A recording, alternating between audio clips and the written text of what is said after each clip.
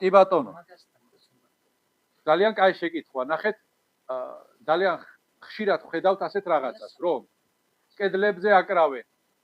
რაღაც დუა აწერია, აეთი აწერია და ადამიანის გამოსახულება ხელები გაშლილი, ლამაზად თავით დახურული და დუას აკეთებს. ჰარამია. არ შეიძლება თუნდაც რომ ჯამე ეხატოს, თუნდაც აეთი ეხატოს. აეთი ეწეროს. ადამიანის გამოსახულება ჰარამია. შუამავალმა სალალლაჰუ ალეიჰი ვესელემ ბრძანა ასეთ სახში ანგელოზები არ შევლენო.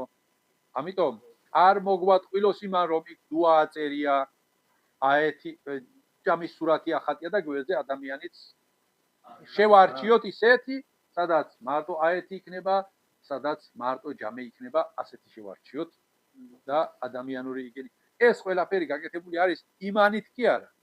იმით რომ ხალხს შეეხალისოს, ბეიყიდოს და ფული გაუკავაგდეს.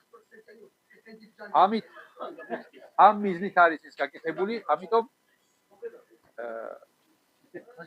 ზოგს რომ ვეუბნებით ამბობენ რომ აბა ესო ვინც ხან გამოშვა იმან არის თო და ჰარამი იყო თუ იმას სულ არ აინტერესებს, იმას ფულის გაკეთება აინტერესებს.